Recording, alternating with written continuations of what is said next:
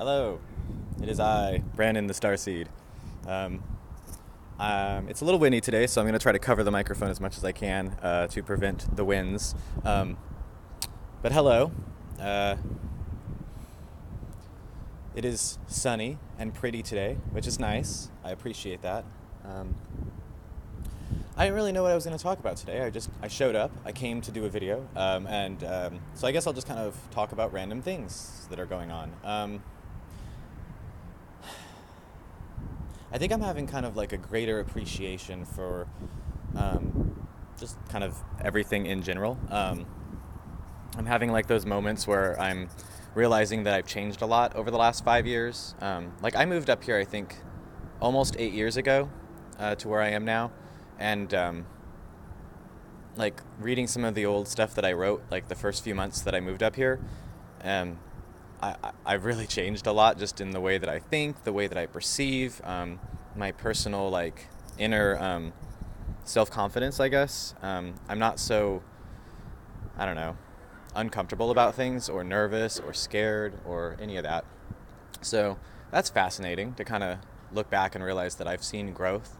I recommend journaling things a lot, just snapshots, even just to once a month write a page about what was going on that month, and save that stuff digitally if you can, I guess, if that's the only way that you're comfortable with. But somehow do that, because being able to look back and read your own writing, your own words, your own thoughts from years ago is sometimes the only way you can get clarity on where you've grown or how you've changed. Because internally we experience it in such a gradual process, and even the people around us experience it in such a gradual process, that it's hard to pinpoint what kinds of things have changed. But if you read your own words from 8 years ago, your own thoughts, your own feelings, your own predictions for where you would be in 8 years, it's amazing how much motivations can change, focus can change. I really think that in life, what one puts their focus on is the most important thing. And you can't split your focus too much. It's great to have a variety of things. I personally, I'm very like obsessive about things. So if I put my focus on just one thing, I can kind of go crazy with it. So I do like to have like balance. The music, by the way, there's this dude that parks here at this parking lot downtown, and he plays keyboard. And then there's these kids on scooters. It's about to be spring. You can tell people here in this place have been in cold, snowy, rainy weather for like weeks now, because this is the first decent day, and everybody's just out doing things, and it's very, I don't know, spring feeling. That's what I mean, though. Appreciation. Me of 8 years ago would have been like, dude, these kids are freaking getting in my way, and this dude's trying to, play music and get money from people. Come on. Now it's like, this is all part of the environment. This is the ambiance. This is people being people. And I appreciate that. Like, I don't know. I appreciate a lot more things than I thought I did. I'm not finished though. I'm still working on internal growth. I still feel like I need to learn patience with myself, with people around me, with life sometimes, just to be patient and let things happen naturally and not try to force things and not try to force people to change or grow or do whatever if they're not, comfortable with that. Sometimes I project my own things where I'm working on something and somebody else is talking to me about something that seems related to something that I'm internally working on, and sometimes I start lecturing people about it.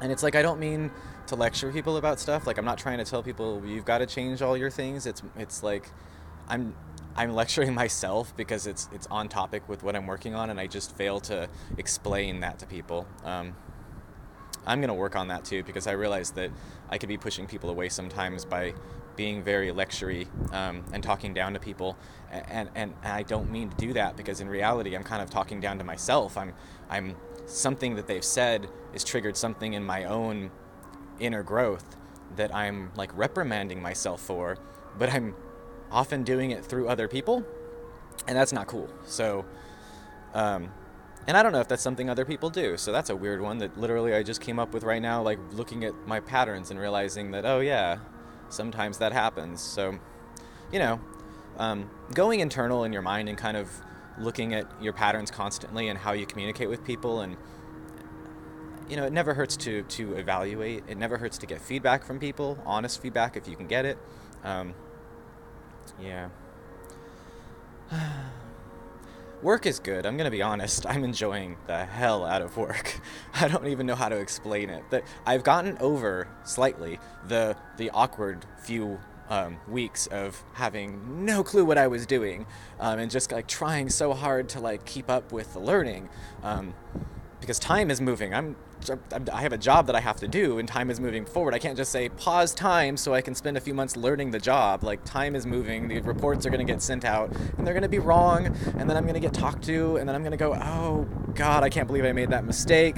And that's been happening a lot. I'm having a lot of those humbling, like one day it's like, hey, you did amazing yesterday. You were like right on. And then the next day, dude, didn't you realize that today's the first of the month? It's so busy. Why didn't you predict that? Oops. So I'm good. Like I said before in other videos, I'm good at like having that moment where part of me wants to yell at somebody and be like, how dare you criticize me? And there's another part of me that just wants to cry and just be like, oh my God, I failed. But there's the third part that steps in and just goes, dude, whoa.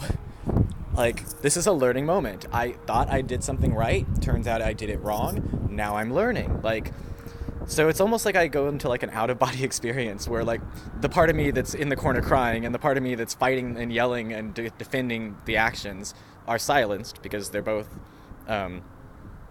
too polarized. And the third part just steps in and goes, hey, gee golly, it looks like I messed that one up. Wow, I'm so sorry, guys. I'll make sure to get better on the next one. It's, whew, and I know it sounds kind of fake, but people who know me realize that's actually kind of real. I will get it better. I will, because what you don't realize is the internal dialogue in my head is more like, listen, you are going to get this right next time. You are not going to fail. You are not going to make the same mistake twice. You are not going to let people see that you are weak. I know, a little harsh. My internal dialogue, it's got a little bit of work to do, okay? I'm not going to lie. Internal dialogue in here is like, kind of like a drill sergeant. It's why I'm here doing this video now. It's because my thing in my head was, you are not going to skip another week. You skipped 2 weeks. If you skip a week, you're going to skip 2. You're going to skip 3. You're just going to stop doing these things. What if one person is watching this and actually gets some kind of meaning out of it? And you just decide, nah, skip it. I'm just going to sit here and play video games instead. That's way more important. See, internal dialogue. It doesn't really let me rest. I haven't been playing video games. I talk about games all the time. I love games. I watch people play games. I don't play them that much anymore because I'm just so like lost in thought about either myself or work or other people that I know that I'm like trying to like kind of understand how like to advise or help people. Yeah, so I haven't really been disconnecting. I'm going to do that today though. I have a goal that I'm going to sit down and actually play some video games. I just don't know what I want to play. Like, kind of the problem when you have so many games. You get to the point, if I had one game, then I'd always play that one game. And I have one game that I love that I always play called Factorio. I love it, and it's got a new update that's so cool that I'm gonna try. But I'm kind of intimidated because Factorio is like when I play a run, it's like a 30-hour thing, and it's like, do I have 30 hours to spare this week in a video game? I don't think so. I might have like 10. And then do I want to stretch this over like a 3-week process of playing this one game for 3 weeks? Am I ready to commit to one game for 3 weeks? Because I know that if I play it for a week, and I'm not going to come back to it if I go to another game in 2 weeks and play another game. I'm going to come back to it in 2 months, and I'm going to start a whole new thing, and I'm going to forget everything I did. This is the problems I have. Gaming culture, man. It's probably easier I just turn on Netflix or Hulu and just watch something. I think I'm just going to do that instead. Screw it. I spend so much time on the computer all week at work. Maybe it's okay that I'm not playing video games like in my off time as much. Like, my brain is honestly very tired. Excel is very tiring on the brain if you're like constantly doing things and working on formulas and trying to understand and like decipher stuff. I'm sorry for the wind. I'm trying to cover the microphone as much as I can, but boy, the wind, it's just, it's a thing. It's cool though. It's making my hair like I'll go wee. Go like this. There we go. Ooh. Okay. Yes, the hair is long. It will be cut at some point. I'm being lazy. Okay. Well, thank you all for watching, anyone who did watch. I'm sorry that this one doesn't really contain any kind of deep inner knowledge or anything real. I'm literally just kind of floating through right now, like trying to get my mind out of winter mode. I've been a little bit depressed, honestly. And thank you to anyone who knows me, who's been talking to me through all of this, because it's helpful. I'm not good with people. I don't know why.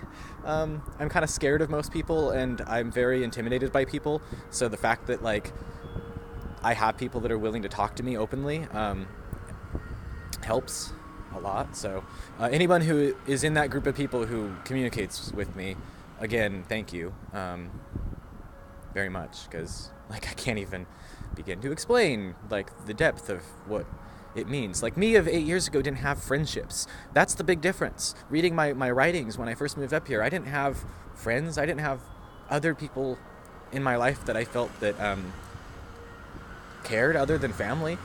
So it's like, now, I don't know, it's like I'm sharing my world with other people, kind of, and it almost is like a vested interest now to do better, because now I don't want to let other people down. I don't want to have to call up my friend and say, hey, I failed on this thing, or I gave up on something that I wanted to do. I want to be able to call them up and say, hey, I totally did that thing that I said I was going to do. Like, I did it, I don't know.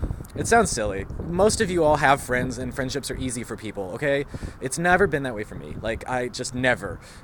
I don't know why. I'm starting to understand why, and I'm kind of starting fresh, building things up and understanding that. I could probably do a whole video on my psychological insecurities with friendships, but that would be dull. So, all right, we're going to end this, though. Thank you all. Enjoy your days. Hopefully the warmer weather will come to all of you wherever you are. It is still a little chilly, but it's in the 40s, and after the last several weeks, I will take it, man. It feels like summer right now. I almost want to take my coat off. Anyone who knows me thinks that's funny, because I never take my coat off. This jacket stays on all through summer. I'm weird. All right, bye, people.